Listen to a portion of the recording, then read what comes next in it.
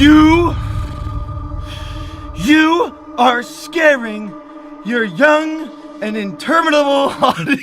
Logan Paul just made a response video to part 2 of the Shane Dawson, Jake Paul documentary series, and Logan is pretty concerned about the youth of America, so let's talk about this.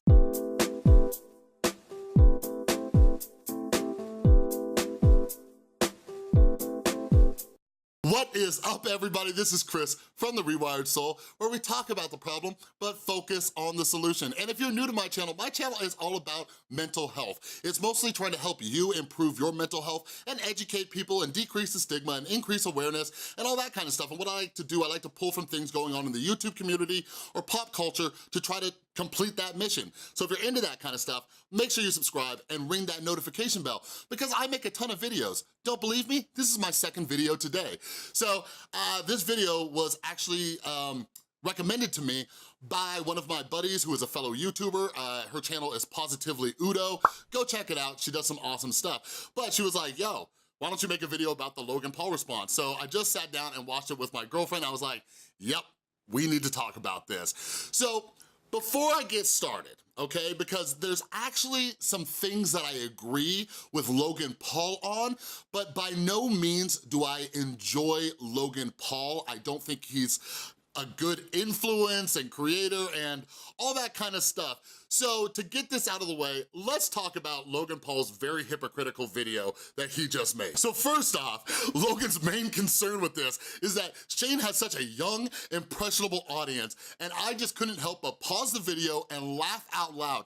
Like, Logan Paul calling somebody out for putting something that might affect a young, impressionable audience is laughable based on this guy's history. But when I'm watching this series, there's just a few things that I thought I was trying to stay out of it, but I need to address them. Because Shane, the people are watching this, you're young and impregnable audience. No, that's wrong. Your young and impenetrable audience, Also incorrect. your young and impressionable audience will not know any better. So I'm here to cut the shit. 3, 2, 1.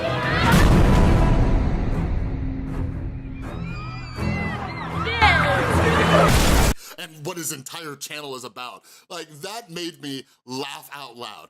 Second one is, like, it's very hypocritical of Logan to dedicate an entire section of like how Shane, you know, mistook Logan Paul and Jake Paul and then calls Shane a liar and all this other stuff, where right here in this clip, you see Logan does the same thing. Some of the biggest businessmen in the world could be considered sociopathic. Mark Jobs.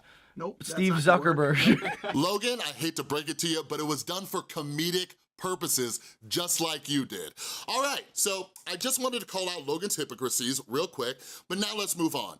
So anyways, basically what Logan's saying, the gist of his video is that after the foolery that he did for his young, impressionable audience, back in Japan, he started looking up sociopaths and psychopaths and things like that because his friends and stuff were commenting. So the other knock I'll make real quick on Logan Paul is Logan Paul's coming to the forefront like he is some type of mental health professional. He's not. Like, to give Shane credit, at least he sat down with a licensed therapist, you know, and Shane also talked about how he talked with a psychiatrist and things like that. But anyways, like, so take what you will from Logan's, you know, video. Now, me, but I also let you guys know, like me, like, I'm not like a psychiatrist or anything like that. I'm just educated about mental health, my personal experience, working as a mental health professional and all that kind of stuff. All right, so I just want you to realize that when Logan's sharing his views on these things.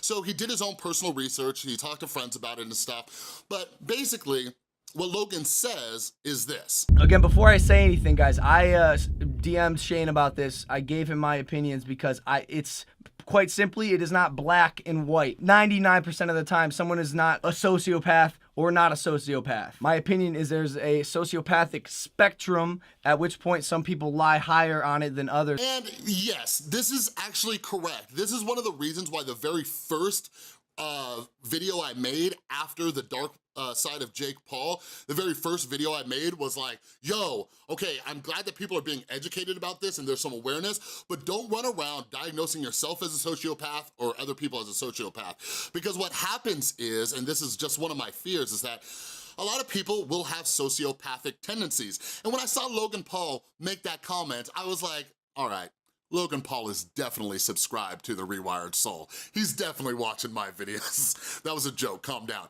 But anyways, he's correct in that aspect. And you know, that's the thing, is that there are people who run around, and this is one of the issues, like especially in the last, I don't know, few days since that video was posted, like you just see constantly people throwing out the words sociopath and psychopath all willy-nilly. And like, it's just something that I've talked about on my channel before because I'm a mental health advocate. Again, I'm trying to decrease the stigma. And like people throw around words that have to do with mental illness, like just all left and right. And the only issue I take with that is that it kind of dilutes the seriousness of mental illness and things. Like the example that I often give is like, you know, maybe somebody goes to like, I don't know, their favorite restaurant and something's off the menu and they say, oh my God, I'm so depressed about this. Like when you keep using words like depressed constantly when you're actually sad, when somebody actually is experiencing depression, like their issues don't seem as you know, as big as they should be considered because so many people are just using these words all the time. So that's one of the things I'm concerned about with everybody running around talking about sociopaths and psychopaths. It's the same thing when it comes to narcissists and bipolar, like people just throw this stuff around. So I think it is important that we realize that some people might have sociopathic tendencies, especially in certain aspects of their life. That does not make them a sociopath. And we still have, I don't know what, like 6 more episodes of the Shane Dawson series, and he has talked about how he is going to try to do a better job with the way he edits and the information, like now that he sees that some people are taking offense to these things. So like, I hope at some point he kind of discusses that. Now, one of the things that I am very grateful for, again, is that this is becoming a topic of conversation. And I am going to link a video to Shane Dawson's Snapchat story, but here's a clip from it real quick. If you're in a friendship that's toxic or a relationship that's toxic, and they're showing all of the signs, not just one of them, all of them, if they've been doing dangerous things that are putting you in harm's way, if they seem like they don't really care, if they're doing things like that, you need to realize it and get away from it. Or realize it and accept it and know that that's what that is. I'm gonna keep it real. I probably have sociopaths still in my life. I'm not cutting them out.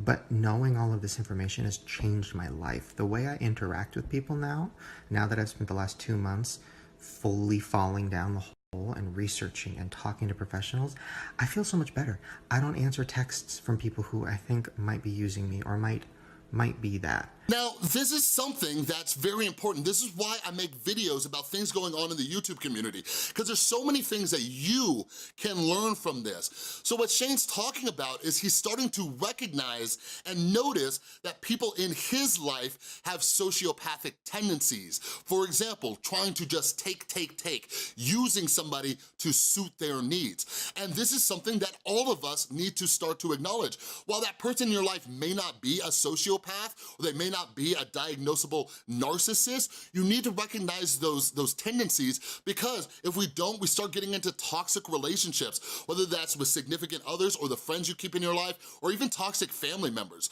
So something that I share as part of my story is back in my addiction days over 6 years ago, I only kept people around if I can get something from them, right? So I kept around friends who had money, kept around friends who had substances or alcohol or things like that. Or I kept around women. I would only date women if I can get something from them. Like I specifically remember dating a woman when I was unemployed because she was financially secure, all right?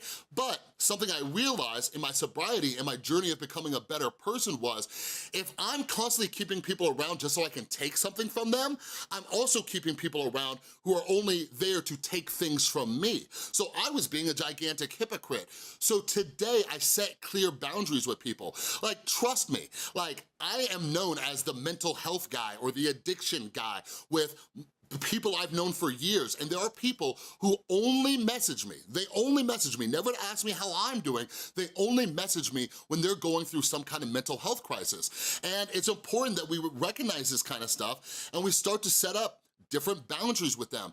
So I am glad that Shane's kind of acknowledging this, and this is just the thing I'm curious about through Shane's experience with this entire thing. Like, is he overreaching? Is he thinking that he's just surrounded by sociopaths? Or is he starting to realize that maybe he's surrounded by different social climbers and people who are trying to use him and people who aren't legitimate friends? And it's a question that we all need to ask ourselves. Like, something that you should be doing regularly is auditing your circle of friends and family members. Who are you keeping around in your life? Like me, as friendly as I am and as outgoing as I am and all that kind of stuff, I only keep about 4 people like really close to me in my life. Like there's my girlfriend, you know, there's my best friend in California, and I have a couple other very close friends who I have like regular normal conversations with. But a lot of people in my life, like, they use me or, you know, whatever it is, and it's just like, okay, no, like, here's a boundary. Like, that doesn't mean I turn my back on them. Like, when people come to me and they say, yo, and they only come to me because, yo, like my mom, you know, is an alcoholic or my cousin needs help, like I don't turn my back on them, but I know, I see that person and they're kind of in a category in my mental list of like, you're somebody who only reaches out when you need something. You know what I mean? So I hope that Shane's quote unquote young impressionable audience is learning from his experience to kind of just start auditing your friend circle. And real quick, let's do this, because I was just talking with my girlfriend about this. I wanna have this done in the comments below. If you're a Shane Dawson fan and you happen to watch this video, how old are you? Okay? Because when I first started watching Shane Dawson was with my son, who's 9, and it was when Shane Dawson was like doing like life hacks and like eating insane foods and stuff like that. And like over the past year with like Shane's like maturity of his channel and the documentary series, like I don't think that Shane's audience is like 9, 10, 12-year-olds. Like a great example is my son right over there. My son has not watched Shane in so long because Shane doesn't do those videos anymore. So do me a favor, for my own personal research, leave a comment down below and let me know how old you are if you watch Shane, if you don't mind sharing that information, all right? But I would also like to know your thoughts on the Logan Paul video and response and the whole Shane Dawson series. So let's just have a conversation in the comments down below, all right? So that's all I got for you. If you like this video, please give it a thumbs up. And if you're new, again, I am always making videos to help you out with your mental and emotional well-being. Make sure you subscribe, ring that notification bell, and I wanna send a huge thank you to everybody supporting the channel over on Patreon. You help me do something that I love, which is helping others with their mental health. If you wanna help support the channel for as little as $1, go ahead and click on that Patreon icon right there, all right? Thanks so much for watching. I'll see you next time.